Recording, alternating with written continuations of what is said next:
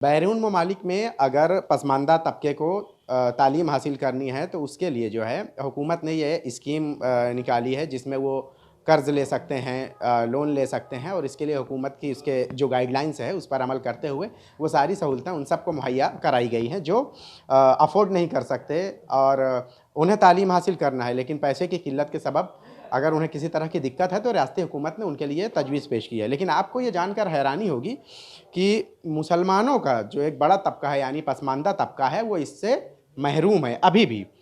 अब इसके लिए जो है कई बार जो है हुकूमत को जो है बताया गया, ख़त लिखे गए और इस ख़त लिखने वाले जो शख्स हैं वो कांग्रेस रुकन असम्बली अमीन पटेल हैं। उनसे हम बात करेंगे क्योंकि उन्होंने ही इस बारे में जो है हुकूमत को आगाह किया है। क्या रहा है इस ख़त में, क्या मवाद रहा है और क्या मुतालबा किया गया था और अब तक यानी अब की अगर बात की जाए तो क्या स्टेटस है, इसके बारे में जानेंगे। क्या मसला क्या था और आपने क्या लेटर लिखा था? जब मैं मौलाना आज़ाद फाइनेंस कॉरपोरेशन का चेयरमैन था तो उस वक्त के मुख्यमंत्री मैंने अशोक चौहान जी से मुलाकात की थी और उनको मैंने बताया था, इस बात से आगाह किया था कि जो दूसरे बोर्ड्स हैं, जो दूसरे समाज के जो बोर्ड हैं, उन बोर्डों में उनके समाज के बच्चों को फ़ॉरेन में पढ़ने के लिए स्कॉलरशिप थी। जितनी चाहिए उतनी स्कॉलरशिप थी, वो बच्चा फ़ॉरेन जाके पढ़ के आ सकता था। पायलट बन सकता है, इंजीनियर बन सकता है, जो बनना है वो बन सकता था। मगर अक़लियती समाज, माइनॉरिटी डिपार्टमेंट जिसमें मुस्लिम, बुद्धिस्ट, सिख, पारसी, जैन आते, उनके लिए ये स्कॉलरशिप अवेलेबल नहीं थी। तो मैं उनके पास जाकर कहा था कि हमने एक पायलट प्रोजेक्ट के तौर पर 25 बच्चों को 1 साल में फ़ॉरेन भेजना चाहिए, जिसको मेरिट पे एडमिशन मिलता है। जो बच्चा मेरिट पे एडमिशन ले लेता है उसकी जो फ़ीस रहेगी हुकूमत ने करना चाहिए। उन्होंने मुझसे उस वक्त जो मुख्यमंत्री थे अशोक चौहान जी ने उस लेटर पे रिमार्क लिखा। उसने बोला अमीन 25 बच्चों को नहीं, हम 50 बच्चों को भेजेंगे। और उन्होंने जो उस वक्त की प्रिंसिपल सेक्रेटरी थी माइनॉरिटी डिपार्टमेंट की, मैडम ठकेकरा, मुझको याद उनका नाम, मैडम ठकेकरा थी, उनको उन्होंने वो लेटर मार्क किया और बोला कि इमीडिएटली इस फाइल को पुट अप कीजिए। मगर वो ब्यूरोक्रेसी चक्कर में वो फाइल पड़ी रही, फिर मैं चेयरमैन नहीं रहा। मगर आज तक हमारा वो मुतालबा है। अभी भी थोड़े दिन पहले मैं माइनॉरिटी अफेयर मिनिस्टर से मिला था। माइनॉरिटी डिपार्टमेंट ने भी इस फाइल को प्रोसेस करने के लिए नए आदेश दिए हैं कि जो अक़लियती समाज के बच्चे हैं उनको फ़ॉरेन पढ़ने के लिए मेरिट पे स्कॉलरशिप देनी चाहिए। हमारा लगातार प्रयास है कि इस कौम के बच्चे भी बाहर जाना चाहिए, पढ़ने चाहिए, उनको भी एक्सपोजर मिलना चाहिए। पैसे के लिए आज बहुत सारे बच्चे हमारे पास आते हैं। मौलाना आज़ाद फाइनेंस कॉरपोरेशन इंडिया में पढ़ने के लिए लोन लोन तो दे देता है।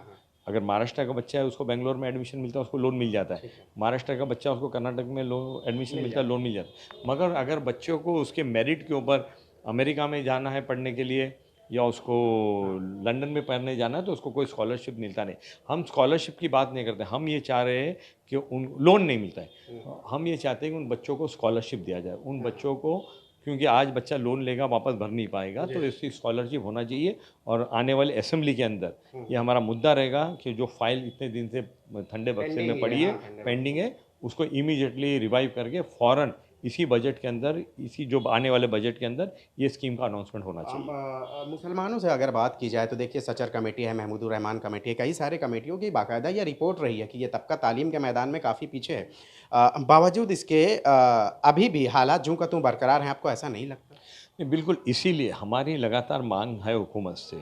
हमने असेंबली, पिछले असेंबली में भी ये बात निकली है कि मुंबई हाई कोर्ट ने भी मुसलमान की पसमानदगी देखते हुए एजुकेशन में ख़ास करके जो सोशली बैकवर्ड, इकोनॉमिकली बैकवर्ड मुसलमान है, उनको एजुकेशन में रिजर्वेशन देने की बात की थी कि 5% रिजर्वेशन उनको देना चाहिए। मुंबई हाई कोर्ट ने माना था इस बात को।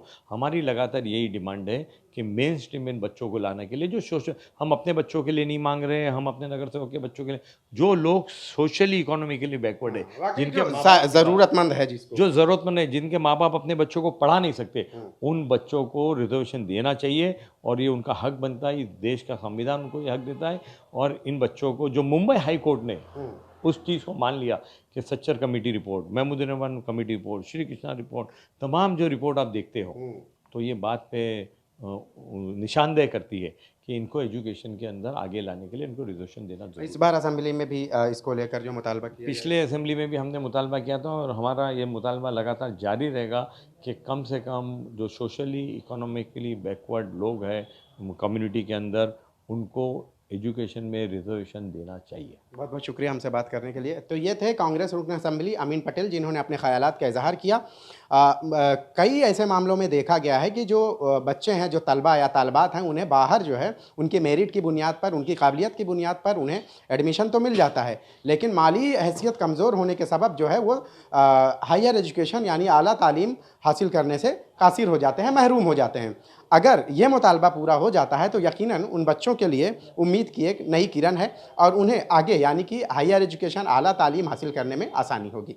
मुंबई से ईटीवी भारत के लिए शाहिद अंसारी।